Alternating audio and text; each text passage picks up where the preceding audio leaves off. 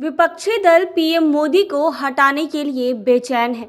बेचैनी का आलम ऐसा है कि विपक्ष के बड़े नेता खुद को पीएम की कुर्सी का दावेदार दिखाने और बताने में लग गए हैं।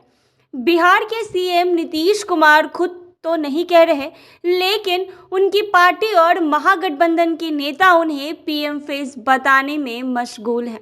बता दें कि तेलंगाना के सी केसी राव अपनी पार्टी का राष्ट्रीय स्तर पर विस्तार भी इसी मकसद से कर रहे हैं। जन्मदिन के बहाने तमिलनाडु के सीएम एमके स्टालिन ने विपक्षी नेताओं को जुटाकर खुद को पीएम की रेस में शामिल होने का संकेत दिया है। तो वहीं ममता बनर्जी भी कांग्रेस के बिना पीएम बनने का प्रयास पहले से ही करती आ रही हैं। आपकी फिटनेस का राज क्या है? एशवेल ड्रेस, ये एक ही बॉटल में है। Stress, weakness, acidity, obesity, hair fall, skin की हर परेशानियों का एक ही हल। एशवेल लाइफ, डायबिटीज फ्री लाइफ।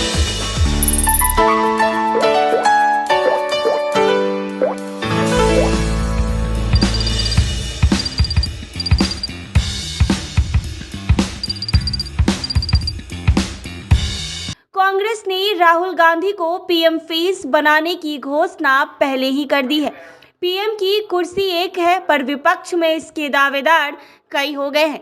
इसे ही कहते हैं एक अनार और कई बीमार। तमिलनाडु के सीएम एमके स्टालिन ने हाल ही में अपना जन्मदिन मनाया है। जन्मदिन तो बहाना था, इसी बहाने वो अपनी ताकत का इजहार करना चाहते थे। बता दें कि बिहार से आरजेडी नेता और डिप्टी सीएम तेजस्वी यादव चेन्नई पहुंचे तो जम्मू कश्मीर से फारूक अब्दुल्ला ने शिरकत की थी। यूपी से समाजवादी पार्टी के नेता अखिलेश यादव भी आए। स्टालिन ने खुद तो पीएम पद की रेस में खुद को पेश नहीं किया, लेकिन फारूक अब्दुल्ला ने ये बात जरूर कह दी है कि मोदी की जगह विपक्ष के पीएम कैंडिडेट के लिए स्टालिन सबसे उपयुक्त आदमी है। हालांकि इसी बीच तमिलनाडु में बिहारी मजदूरों पर अत्याचार की घटना से उनकी किरकिरी करा दी है। आरजेडी और जदयू में इस बात पर ठन गई है। तेजस्वी यादव ने ये कहकर स्टालिन को क्लीन चिट दे दिया है कि वहां बिहारियों के साथ मारपीट की कोई घटना हुई ही नहीं है। हालांकि बीजेपी विधायकों के दबाव में सीएम नीतीश कुमार ने घटना की जांच के लिए डेलीगेशन भेजकर तेजस्वी को आईना दिखा दिया है। तो बता दें कि तेलंगाना के सीएम केसी राव भी इसमें ताकत दिखा रहे हैं। तेलंगाना के सीएम केसी राव ने जनवरी में अपनी पार्टी का विस्तार राष्ट्रीय स्तर पर करने के लिए खम्मम एक सम्मेलन का आयोजन किया था। आयोजन में समाजवादी पार्टी के नेता, उत्तर प्रदेश के पूर्व सीएम अखिलेश यादव, केरल के सीएम पिनाई राजन और आम आदमी पार्टी के दो बड़े नेता, दिल्ली के सीएम अरविंद केजरीवाल और पंजाब के मुख्यमंत्री भगवंत मान सिंह ने अपनी उपस्थिति दर्ज कराई थी। इसके पहले केसीआर ने बिहार पहुंचकर नीतीश कुमार और तेजस्वी यादव से मुलाकात भी की थी। इसे भी केसीआर को विपक्ष के पीएम फेस के दावेदारों के रूप में देखा जा रहा है। आश्चर्य की बात ये रही है कि सम्मेलन में केसी राव ने बिहार के सीएम नीतीश कुमार और डिप्टी सीएम तेजस्वी यादव को न्योता ही नहीं भेजा।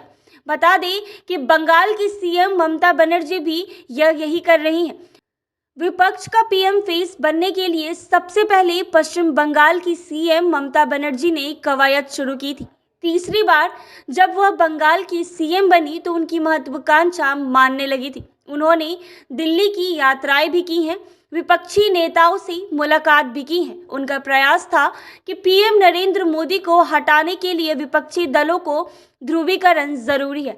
हालांकि वो विपक्षी एकता की मुहिम में कांग्रेस से परहेज करती रही हैं। उनके इस मंशा पर एनसीपी नेता शरद पवार ने ये कर पानी फेर दिया कि कांग्रेस के बिना विपक्ष का कोई साझा मंच नहीं होगा। अब ममता ने एलनिया तौर पर कह दिया है कि कांग्रेस का किसी भी हाल में वह समर्थन नहीं करेंगी।